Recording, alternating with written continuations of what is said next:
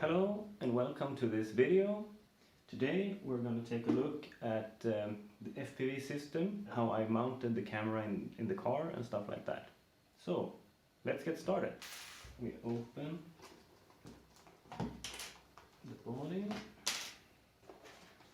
Okay, so looking into the chassis, what you can see is an outright mess of cables and whatnot. But let's start from here.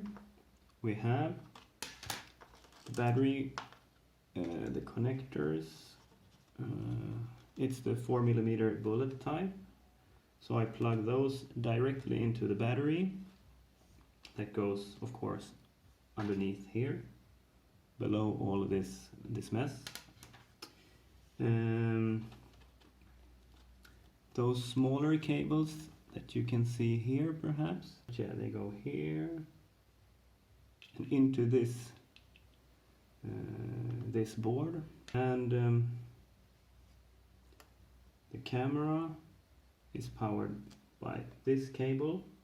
In here, underneath the shrink tube, I have some voltage regulator because the camera needed quite some amount of voltage, and I only run the 2S battery, so yeah, the camera wasn't too happy about that.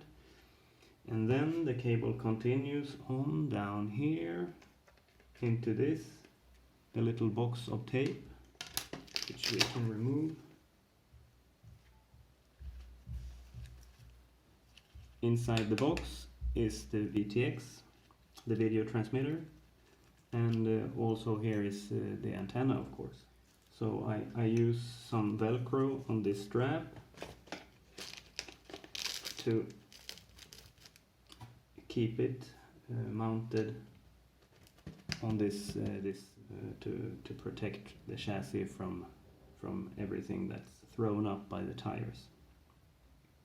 So that's basically it. The power comes from the big cables over to the small ones, into this, and then voltage regulator to the camera, and unregulated over to this VTX, because the battery of the run cam is getting old, so it needs constant power from this one, and this is just connected to the receiver. Here we can see the camera mount itself. First is the base part, where I connect it to the car on top of the center bulkhead. We then have a piece that makes it easier here to disconnect the complete camera if I want to run without it. Only the base part will remain in the car. And this part also has some adjustment for the angle, which direction the complete camera is looking. Yeah, and then it's the housing itself. So I made a small lens cap here, and also I can demonstrate, perhaps. I found this screw from a GoPro cam that I used because I thought it was easy to remove it.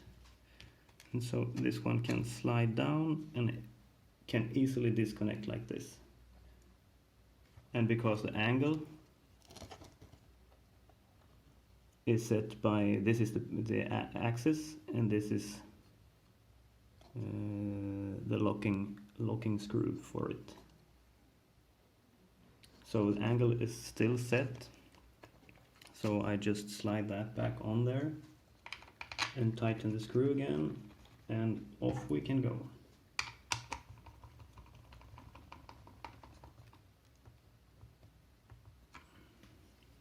Like so. Now we will put the body back on and see what it's like. Like that.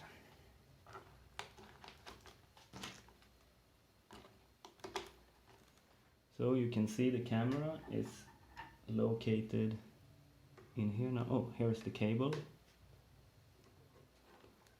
The cable coming from the roof. So that one needs to be connected to power this one because of the worn out battery. But you can see the camera is sitting in this height, looking through the windscreen. I had to cut this out because the Lexan is getting really dirty from the tires and everything, and also it's not really made to be transparent so that you can see through it in a good way. So the best is to just remove it completely. Perhaps it's possible to fit some other plastics, I've seen that, but for now I'm just using it without the windshield. Okay, I think that's about it. So let's see you out on the stages. Bye bye.